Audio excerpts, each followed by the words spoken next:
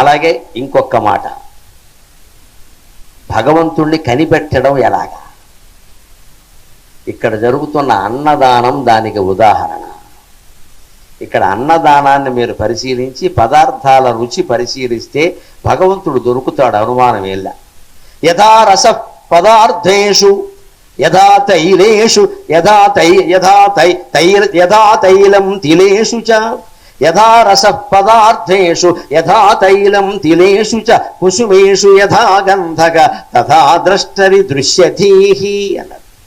యథా రసః పదార్థేషు. ఇక్కడ అన్నదానం జరుగుతుంది కాబట్టి నేను ఒక్క మాట చెప్పాలి. మన జీవితంలో మనం చేసే ఉత్సవాలన్నింటిలో ఏవైనా పొరపాట్లు జరిగితే అన్నదానం చేస్తే ఆ దోషాలన్నీ పోతాయి, ఆ కార్యక్రమం శుభప్రదంగా ఉంటుంది. అందులో ఇక్కడ ప్రత్యేకించి వేల మందికి స్త్రీ పురుష భేదం, కుల భేదం, మత భేదం, ప్రాంత భేదం ఏమీ చూడకుండా వారు అన్నదానం చేస్తున్నారు. ఎంత ఖర్చు అవుతుందో మీ అందరికీ తెలుసు. అందరూ దాంట్లో పాలు పంచుకోండి, నా విజ్ఞప్తిగా స్వీకరించండి. దాన్ని పాలు పంచుకోండి, తినేసి వెళ్ళిపోవడం కాదు. మనకి ఇంటి దగ్గర వంట తప్పింది కదా అని మొత్తం ఇంట్లో వాళ్ళు కూడా వచ్చేసి పార్సిల్స్ కూడా పట్టుకెళ్ళిపోవడం కాదు. ఇక్కడ ఇది స్విగ్గీ జొమాటో వ్యాపారం కాదు, ఇది పూర్తిగా దానం. ఇది ఎవరో కొందరు దాతల్ని వారు ఆశ్రయించారు, వారు ఇస్తున్నారు. ఆ దాత యాచకుడు అయిపోకూడదమ్మా. రోజు ఆయనే పెట్టుకోవాలంటే ఎక్కడి నుంచి పెట్టుకుంటాడు? దాత యాచకుడు అయిపోతాడు చివరికి. ఆ స్థితి రానివ్వకూడదు. మనం వచ్చి తింటున్నామంటే అక్కడ హుండియో ఏదో ఏర్పాటు చేస్తే ఇవ్వడమో ఏదో చేయడం మనం కూడా చెయ్యాలి. పైగా అన్నదానం అనేది అన్ని దానాల్లోకి గొప్పది. ఎందుకో తెలుసా? మీరు వస్త్రాలు దానం ఇచ్చారు, ఆర్ఎస్ బ్రదర్స్ షోరూమ్ అంతా దానం ఇచ్చిన సంతృప్తి కలగదమ్మా. పంచ నచ్చింది కానీ అంచు బాగా లేదంటాడు. డబ్బు దానం ఇచ్చారు, కింద నొక్కేస్తాడు, పైన నొక్కేస్తాడు, మంచం కింద పెట్టేస్తాడు, కంచం కింద పెట్టేస్తాడు, ఎంత ఇచ్చినా సరిపోతాడు. బంగారం దానం ఇచ్చారు, 10,000కి 10 ఉంగరాలు బట్టి ఇంకా కాళ్ళు ఖాళీగా ఉన్నాయంటాడు. ఏ దానం ఇచ్చి మనిషిని సంతృప్తి పరచలేము. అన్నదానం చేస్తే మాత్రం పీక వరకే తింటాడు, ఇంకా గుండు వరకు తినేవాడిని చూడలేదు. ఒక్క మనిషిని వెంటనే సంతృప్తి పరచగలిగింది అన్నదానం ఒక్కటే. ఆ అన్నదానం మీ ఇళ్లలో చేయండి.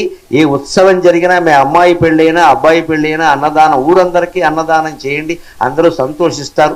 మన బంధువులు మిత్రులు ఎవరికో మనం వేరే పెట్టేసుకుంటాం, అది వేరే విషయం. అయిపోయాక ఊరికి పెద్ద పార్టీలు కాదు, ఊళ్ళో వాళ్ళకి అన్నదానం చేయండి. రిసెప్షన్ పేరు మీద బంధుమిత్రుల్ని పిలిచి లక్షలు ఖర్చు పెడుతున్నారు. ఊళ్ళో వాళ్ళకి అన్నదానం చేశారా? అన్ని కులాల వాళ్ళకి. మా అమ్మాయి పెళ్ళండి, మీకు అన్నదానం అని పిలవండి. ఊళ్ళో బలహీనులందరూ ఎంత సంతోషిస్తారండి.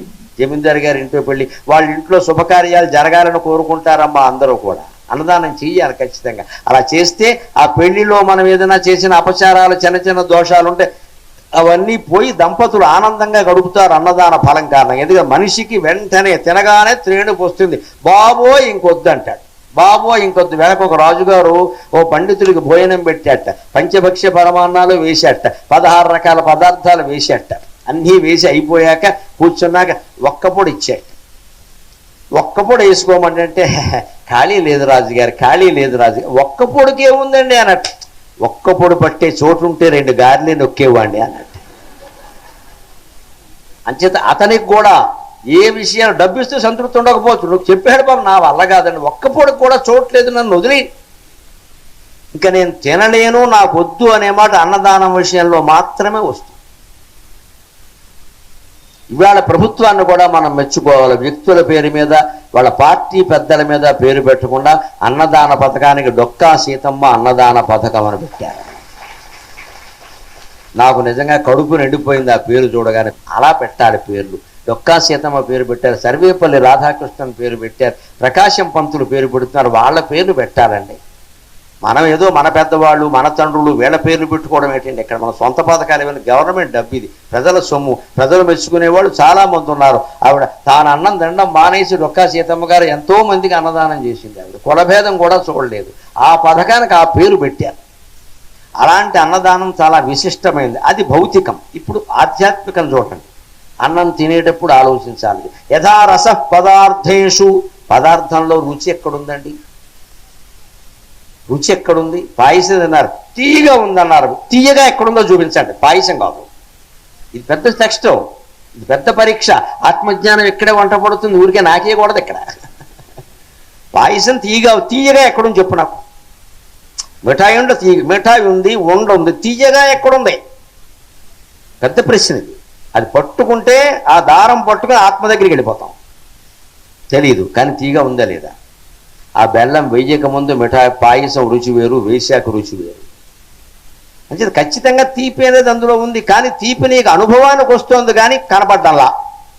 అంచేది భగవంతుడు కనపడ్డం లేదని అనద్దు, నీకు అనుభవానికి వస్తుంది జీవితంలో మొత్తం అంతా కూడా దేవుడు దేవుడు అనే మాట వదలలేకపోతున్నావు. ఆ లోపల నుంచి నేను నేను అని తన్నుతున్నదే దైవం. పదార్థంలో రుచి ఎక్కడుందో అర్థమైతే దేవుడు అర్థమవుతాడు. యథా తైలం తిలమదిషు, నువ్వుల్లో నూనె ఎక్కడుంది? నువ్వులు దంచేసి దంచేసి దంచేసి నూనె తీస్తున్నారు. ఈ మధ్య కొత్తగా ఒక సంస్కారం వచ్చింది, మనం సంతోషించాలి. హైదరాబాద్లో కూడా పల్లెటూరి గానుగ నూనె అమ్మబడును. మళ్ళీ ఏం కర్మ పట్టింది రా అనుకున్నాను. పల్లెటూరు నాశనం చేసేసి ఉన్న గానుగులన్నీ ఓడబీకి బారేసి ఎద్దులకు ఉపాధి లేకుండా గడ్డి కూడా లేకుండా చేసేసి రిఫైన్డ్ ఆయిల్ అని అమెరికా నుంచి దిగుమతి చేసుకున్న వెధవలందరూ ఇవాళ మళ్ళీ గానుగు నూనె ఆశ్రయించారమ్మా, గానుగు నూనె ఆశ్రయించారు. ఎప్పటికైనా మనం పల్లెటూళ్ళకి రావాల్సిందే, మన వ్యవసాయాలు మనం కాపాడుకోవలసిందే, అప్పుడే దేశం బాగుంటుంది. ఇవాళ హైదరాబాదులో గానుగు నూనెకి బ్రహ్మాండమైన డిమాండ్ అక్కడ. పైగా వాడికి గానుగని ఇంగ్లీషులో చెప్పాలి, వాడికి ఈ గానుగ అర్థమై సావదు ఎవడికి. అందుకని ఒకసారి బోర్డు పెట్టాడు, తెలుగు ఎంత నాశనమైందిరా అనుకున్నాను. వుడ్ కార్ట్ ఆయిల్, చెక్క బండిట్ అది. వుడ్ కార్ట్ ఎక్కడదో నాకు అర్థం కాల, గానుగ అర్థమైంది. అదో గానుగు అనే తెలుగు మాట రాని పాపానికి ఇంగ్లీషులో వుడ్ కార్ట్ ఆయిల్, చెక్క బండి నూనె. వాడు మళ్ళీ తెలుగులో చెక్క బండి నూనె అంటే మనకు అర్థం కాదు, చెక్క బండి ఏమిటి. గానుగా తెలుగు మర్చిపోవడం వల్ల వచ్చిన ప్రమాదం ఇది. కానీ అందరూ మళ్ళీ ఇదివరకులాగా పల్లెటూరు ఆహారం, పల్లెటూరు చేగోడీలు, గోర్మిటీలు, పూతరేకులు, పాతరేకులు అన్నీ అడుగుతున్నారు మళ్ళీ ఇక్కడ. మళ్ళీ ప్రపంచం తిరుగుతోంది, కంగారు పడకండి. ప్రాచీన హిందూ సంప్రదాయాలన్నీ 10 ఏళ్లలో 2 తెలుగు రాష్ట్రాల్లోకి రాబోతున్నాయి ఖచ్చితంగా, అనుమానమేళ్ళ వస్తాయి. మొత్తం అబ్బాయిలు పంచె కట్టడం ఫ్యాషన్గా భావిస్తారని త్వరలో కూర్చోండి ఖచ్చితంగా. చాగంటి వారు నేను సాధించిన విజయం అదే, పంచె కట్టడం గొప్ప. పంచె కట్టడం గొప్ప అని భావిస్తున్నప్పుడు నేను కట్టే విధానం చూసి పంచె కట్టడం నేర్పమని మా ఫేస్బుక్లో అడుగుతున్నారు. అక్కడ మీరు పంచెలు ఎక్కడ కొనుక్కుంటారో, నేను కొనుక్కుంటే కదా. నేను కొనుక్కోవాలనే విషయం వాళ్ళకి తెలియట్లా. మీ పంచెలు చాలా బాగున్నాయండి, zig zag zig zag zig zag ఇలా ఉంటుంది. మరి దీనికి అక్కడ రూమ్లో తెలిస్తే అరగంట పడుతుంది. దీనికి వెండి కూతురు తయారైనట్టే. ఈ కంకణం మళ్ళీ రేపు శ్రావణ మాసం వస్తే ఉండదు, 2 నెలలకు ఒక కంకణం మారిపోతుంది. ఉన్న కంకణాలు పెట్టుకోవాలి కదా. రేపు మళ్ళీ మీరు సెప్టెంబర్లో సభ పెడితే వేరే కంకణం చూస్తారు. ఉన్నవన్నీ పెట్టేసుకుంటే ఇంకా వాంఛలు ఉండవు, గొడవ వదిలిపోతుంది. ఇది పెట్టిలో పెట్టామనుకో, ఏమిటో అవి పెట్టకుండానే ప్రాణం పోయింది, యథో ప్రాణం ఎందుకు వచ్చిన గొడవ.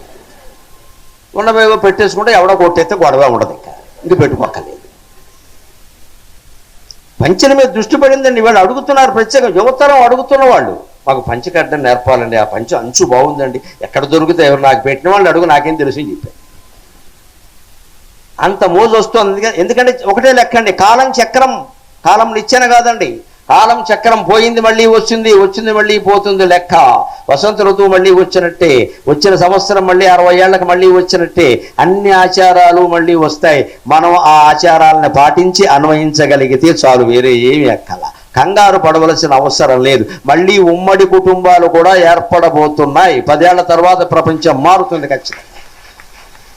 అమెరికాకి వెళ్ళమన్నా వెళ్ళరు, మీరు పిల్లలు ఇక్కడే ఉంటారు, మేము అన్నీ కోల్పోయాం, మాకు అర్థమైందని చెబుతారు వాళ్ళే ఖచ్చితంగా. ఉమ్మడి కుటుంబాలు కావాలంటారు, తల్లిదండ్రులకు సేవ చేస్తారు, అత్తమామలను తల్లిదండ్రులను గౌరవిస్తారు. ఒక అభ్యుదయ సమాజం 10-15 ఏళ్లలో రాబోతోందమ్మా, మీరు ఏమి సందేహించొద్దు. మీరు కూడా నాతో పాటు ప్రార్థన చేయండి భగవంతుడు, అంతే. ఊరికి చింతిస్తూ కూర్చోవద్దు ఇక్కడ, ఎందుకంటే కాలం మారుతూ ఉంటుంది ఎప్పటికప్పుడు. ఇది ఇలాగే ఉంటుందని అనుకోవద్దు ఖచ్చితంగా. ఇంతకీ నువ్వుల్లో నూనె ఎక్కడుందండి? ఎంత నలగొట్టినా నువ్వులే కనపడుతున్నాయి, కానీ మరి నూనె ఉందా లేదా? ఆ నువ్వుల్లో నూనెలాగే జగత్తంతా భగవంతుడు ఉన్నాడు. ఇంకో మాట, ఇంకో గట్టి పరీక్ష, కుసుమేషు యథాగంధక, పువ్వుల్లో సుగంధం ఎక్కడుందండి? ఇక్కడ పువ్వులు వరుసగా ఒక తోటలా ఉన్నాయనుకోండి, ఇక్కడికి రాగానే సుగంధం వచ్చింది. పువ్వు ఉంది, దానికి 5 రేకులు ఉన్నాయి, మధ్యలో కేసరాలు ఉన్నాయి, కింద కాడ ఉంది, అన్నీ ఉన్నాయి. సుగంధం ఎక్కడుంది? ఎక్కడా లేకపోతే నీ ముక్కుకి ఎలా సోకింది సుగంధం? పువ్వును ఎంత నలిపినా సుగంధం ఎక్కడుందో దొరకదే. అయినా పువ్వులో సుగంధం ఉందా లేదా? పువ్వులో సుగంధం ఉన్నట్టే, నువ్వుల్లో నూనె ఉన్నట్టే, పదార్థంలో రుచి ఉన్నట్టే ఈ సృష్టి అంతా భగవంతుడు వ్యాపించి ఉన్నాడు. దాన్ని అనుభవపూర్వకంగా తెలుసుకోవాలి. పదార్థేషు యథా రస పదార్థేషు యథా తైలం తిలేషు చ కుసుమేషు యథా గంధక కుసుమేషు యథా గంధక తథా ద్రష్టరి దృశ్యధీహి. ఆ రకంగానే చూసేవాళ్ళలోనే ఈ ప్రపంచం అంతా ఉంది తెలుసుకోగలిగితే అన్నాడు. ఎందుకంటే మనం ఒక వస్తువును చూస్తున్నాం, గమనించండి, సైంటిఫిక్ అన్వయం చేస్తాను నేను. ఒక వస్తువును చూశాం, ఇది మంచినీళ్ళ డబ్బా అన్నాం, ఎలా తెలిసింది నాకు? కాంతి వస్తువు మీద పడింది, ఫిజిక్స్ చెబుతున్న విషయం. మన కంటి నుంచి కాంతి దాని మీద పడల, వస్తువు కాంతికి, సూర్యుని కాంతి కిరణం లైటింగ్ కాంతి దేని మీద పడింది, కాంతి కిరణం కొంత దూరం ప్రయాణం చేసింది, తర్వాత నా కంటి కటకం మీద పడింది, అక్కడి నుంచి ద్రవ పదార్థాలు ఉంటాయి కంట్లో, ఆ ద్రవాల గుండా ప్రయాణం చేసింది, అక్కడి నుంచి రెటీనా మీద పడింది. రెటీనా మీద ఇది ఎలా పడుతుంది తెలుసా? తలకిందులుగా పడుతుంది. సైన్స్ చెప్పిన విషయం, రెటీనా మీద వస్తువు తలకిందులుగా పడుతుంది. మన ఎదురుగా ఉన్న మనిషి కాళ్ళు పైకి తల కిందికి పడతాడు, కానీ ఆ రెటీనా మీద పడిన ప్రతిబింబాన్ని లోపల విద్యుత్ ఎలక్ట్రిక్ ఇంపల్షన్స్ అంటారు, విద్యుత్ ఆవేశాల కారణంగా అవి మారుస్తాయి, మళ్ళీ తలకిందులు చేసి మే అమ్మని అమ్మలాగా, నాన్నలాగా, చెంబులాగా, గ్లాసులాగా చూపిస్తాయి. అంత మాత్రం చేత కూడా మనకి చెంబు గమనించాలా? అప్పుడు ఎలా వచ్చింది? దృష్టి నాడి అని ఉంటుంది, యాప్టిక్ నెర్వ్, దాని మీద పడుతుంది. అక్కడి నుంచి దృష్టి కేంద్రం మీద పడుతుంది, ఆప్టిక్ సెంటర్ అంటారు దాన్ని. అక్కడ పడిన తర్వాత కూడా నీకు వస్తువు కనపడదు. అప్పుడు మన మెదడులో సంక్లిష్ట రసాయన చర్యలు జరిగి ఇది చెంబు కదా, ఇది మా ఆవిడ కదా అంటాడు. అప్పుడు గుర్తుపట్టే వస్తువులు. ఇంత ప్రక్రియ ఒక క్షణంలో జరిగిపోతోంది. ఆ సర్వాత్మకురాలైన పరమశక్తికి నమస్కారం, పరమశక్తికి నమస్కారం. ఇదంతా ఆవిడ నడిపిస్తున్నటువంటి శక్తి. ఆ మహామాయ, మహాసత్వ, మహాశక్తి, మహారథి అని కంటిలో అంతటి శక్తి, చెవిలో అంతటి శక్తి. ఎక్కడో నేను చెబుతున్నా ఈ మైకు ద్వారా, ఆ చివర ఉన్న వాళ్ళకు కూడా వినిపిస్తోంది. చెవి డొప్పల ద్వారా వెళ్ళిపోతుంది కదా లోపలికి, అనుమానం లేకుండా. ఆ వినికిడి శక్తి, ఈ చూడగలిగే శక్తి, ఈ మాట్లాడే శక్తి, మొత్తం అంతా ఎనర్జీ శక్తి రూపంలో ఉన్నదే భగవంతుడు. ఆ భగవంతుడే మనం రాముడుగా, కృష్ణుడుగా, అమ్మవారుగా, వినాయకుడుగా రకరకాలుగా ఆరాధన చేస్తున్నాం. దేవుడు లేనిది ఎక్కడ? ఎవడండి దేవుడు లేడని ఎలా చెబుతాడు ఎవడైనా? ఇప్పుడు ఇంకో మాట చెప్పుకోవాలి, మన జీవితాలు బాగుపడడం కోసం 2-3 మాటలు చెప్పుకుని మనం సెలవు తీసుకుందాం. అన్నదానం సహా రకరకాల దానాలు చేస్తుంటే మనం విరాళాలు ఇస్తాం, బాగానే ఉంది. కానీ దేనికి ఎవరికి విరాళం ఇచ్చినా, ఏ డబ్బు ఎవరికి దానం చేసినా ముందు ఏం చూసుకోవాలో యోగ వాసిష్టంలో చెబుతున్నాడు. రాగాద్యుపరతే చిత్తే వంచయిత్వా పరం ధనం, రాగాద్యుపరతే చిత్తే వంచయిత్వా పరం ధనం, యదర్జ్యతే తస్య దానాత్ యస్యార్థస్తస్య తత్ఫలం. ఎప్పుడు దానం చేసేటప్పుడు రాగద్వేషాలు లేకుండా కర్తవ్యంగా భావించి చెయ్యాలి. ద్వేషం ఎలాగూ పనికిరాదు, ఇష్టపూర్వకంగా కూడా చేయొద్దన్నాడు. అంటే ఇష్టం లేకుండా చేయమని కాదు. ఈ దానం ద్వారా మళ్ళీ ఏదో కోరుతూ ఉంటాం మనం, అలా కోరికలు పెట్టుకుని చేయొద్దు. ఇదే రాగం అంటే. కాశీలో ఇప్పుడు గోవుదానం చేయాలంటుంది, చేయిచ్చిగా చేయడు. కాశీలో చేస్తే ఇంకా ఎక్కువ పుణ్యం కదా అని ఈ గోవును ఆపుతాడు. ఈ లోపది శ్రీమద్ గుణాయ రమారమణ వెళ్ళిపోయింది. అది నువ్వేం దానం చేసావు? దానం చేయాలని అనిపించినప్పుడు వెంటనే చేసేయాలి. కాశీ కోసం, కాకినాడ కోసం ఆపకూడదు. దానం చేసే విషయంలో దాతవ్యమితి యద్దానం అంటాడు భగవద్గీతలో. ఇవ్వాలి కాబట్టి ఇస్తున్నా, ఇందులో నేనేం ఆశించేది ఏం లేదు ప్రత్యేకం. ఇక్కడ పెద్ద కార్యక్రమం జరుగుతుంది, ఇవ్వాలి కాబట్టి ఇస్తున్నా. అలా రాగాది ఉపరతే చిత్తే, రాగద్వేషాలు లేకుండా దానం చేయి. అలా చేస్తే ఏమవుతుందో తెలుసా? అంతేకాదు, అక్రమంగా సంపాదిస్తారు కొంతమంది. ఆ సంపాదన ఎలా వచ్చిందో చూసుకోరు. వేల కోట్లు సంపాదిస్తారు. బ్లాక్ మనీ దాచేస్తారు. అడ్డంగా డబ్బులు 500 రూపాయల కట్టలు, వేల కట్టలు, 100 కోట్ల బీరువా నిండా ఉంటాయి. మొన్న ఎవరో ఒక ఎంపీ ఇంట్లో దొరికే కదా, బీహార్లోనో ఎక్కడ 340 కోట్లు దొరికే. యంత్రాలు లెక్కట్లేక వేడెక్కిపోయాయి. వీడిల్లు బంగారంగా డబ్బు లెక్కట్ట యంత్రాలు వేడెక్కిపోయాయి. లక్ష్మీదేవిని వాడికి వేడెక్కి జ్వరం వచ్చేసింది. లక్ష్మీదేవికి 106 డిగ్రీలు వచ్చేసింది డబ్బులు ఎక్కట్లేక. అంత డబ్బు కేవలం బీరువాల్లో. బీరువా ఇలా తీగానే వాడి మీద, వాళ్ళ ఆవిడ మీద కట్లే, తాచుపాం కట్టల్లాగా కట్లే పడ్డం ఇక్కడ. అంత డబ్బు తెచ్చింది.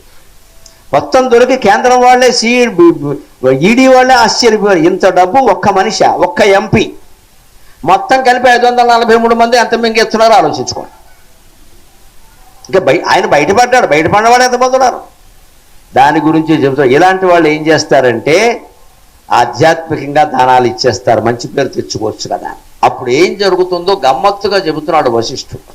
ఇవయ్యా తప్పు లేదు, నువ్వు ఇచ్చావు, వాళ్ళు పుచ్చుకున్నారు కదా, బాగానే ఉంది కదా, ఈ ఫలితం ఎవరికి చెందుతుందో తెలుసా అని చెప్పి, వంచయిత్వా పరం ధనం, నువ్వు ఇతరుల్ని మోసం చేసి సంపాదించావు కదా, ప్రభుత్వానికి పన్నులు కట్టకుండా మోసం చేసి అధిక లాభాలు వేసేసుకుని రూపాయి వస్తువుని 2 రూపాయలకు అమ్ముకుంటే పర్వాలా, 3 రూపాయలకు అమ్ముకుంటే పర్వాలా, 10 రూపాయలకు అమ్ముతాడు, ఏకంగా 10 రెట్లు. అంతెందుకండి లాభం? దురాశ. ఇలా ప్రజల్ని మోసం చేసి నువ్వు సంపాదించావు కదా, అప్పుడు మళ్ళీ గుడి కట్టించావు కదా, గోదానం చేసావు కదా, దానం చేసావు కదా, ఈ ఫలితం ఎవరికి కొడుతుందో తెలుసా? యదర్జ్యతే, నువ్వు తప్పుడు సంపాదన చేసావు కాబట్టి, యస్యార్థః తస్య తత్ఫలం, ఎవరిని దోచుకుని నువ్వు ఈ డబ్బు సంపాదించావో, నువ్వు ఇచ్చిన విరాళం అంతా వాడికే చెందుతుంది, ఆ ఫలం వాడిదే. అంచేత మనం డబ్బు సంపాదించే విషయంలోనే జాగ్రత్తగా ఉండాలి. చిత్తశుద్ధి ఎంత గొప్పదో విత్తశుద్ధి కూడా అంతే గొప్పది. లక్ష్మీదేవి ఎక్కడ పుట్టిందండి? మీ ఇంట్లో, మా ఇంట్లో పుట్టాల. లక్ష్మీం క్షీర సముద్ర రాజతనయాం, పాల సముద్రంలో పుట్టిందమ్మా. ఎందుకు చెప్పారు? పాల సముద్రంలోంచి మనుషులు దేవతలు ఎవరు పుట్టరండి. పురాణాల్లో అలాగే చెబుతారు. డామ్ అని లక్ష్మీదేవి పుడుతుంది ఏంటి అలాగా సినిమాలో చూపిస్తారు. లేకపోతే నువ్వు 150 రూపాయలు టికెట్ కొనవు కదా, అందుకని అలా పుట్టరు. లక్ష్మీదేవి పాల సముద్రంలో పుట్టింది అంటే అర్థం మనం సంపాదించే ప్రతి రూపాయి పాల సముద్రంలో పుట్టాలి, పాపాల సముద్రంలో పుట్టకూడదమ్మా. అది ఆలోచించాలి. అప్పుడు విత్తశుద్ధి ఉంటుంది. మనం సంపాదించిన డబ్బు సరైనది అయినప్పుడు మీరు రైల్లో మీ పర్సు పోయినా మీ ఇంటికి తిరిగి వస్తుందండి, అనుమానం లేదు. మీరు కష్టపడి సంపాదించుకున్నారు దాన్ని, ఎక్కడికి పోతుంది? వాడి బుద్ధి మారిపోతుంది అంతే. అమ్మవారు చేస్తుంది అలాగే. వాడు కష్టపడ్డాడు రా బిడ్డ, గొంతంతా వాసిపోయినా మాట్లాడి సంపాదించి నువ్వు కొట్టేస్తే వాడి డబ్బు నేను ఊరుకుంటాను సన్నాసి, పట్టుకెళ్ళి వాడికి ఇచ్చేయవలసిందే 2 మాటలేదు. ఎందుకు కష్టపడ్డాం? ఎవరిని మోసం చేయట్లేదు ఇక్కడ. మన డబ్బు మోసం చేయకుండా సంపాదిస్తే మనకి చెందుతుంది. మోసగించి సంపాదించిన డబ్బులోనే దానాలు చేస్తే ఏమవుతుంది? ఎవరి డబ్బు కొట్టేసి దానం చేసామో వారికి పెడుతుంది ఆ ఫలం. యస్యార్థః తస్య తత్ఫలం, సంస్కృతంలో స్పష్టంగా చెప్పాడు. ఈ డబ్బు ఎవరిదో వారికి వెళ్ళిపోతుంది ఫలం. అంచేత మనకే ఆ ఫలం రావాలంటే మనం కష్టపడి సంపాదించవలసింది.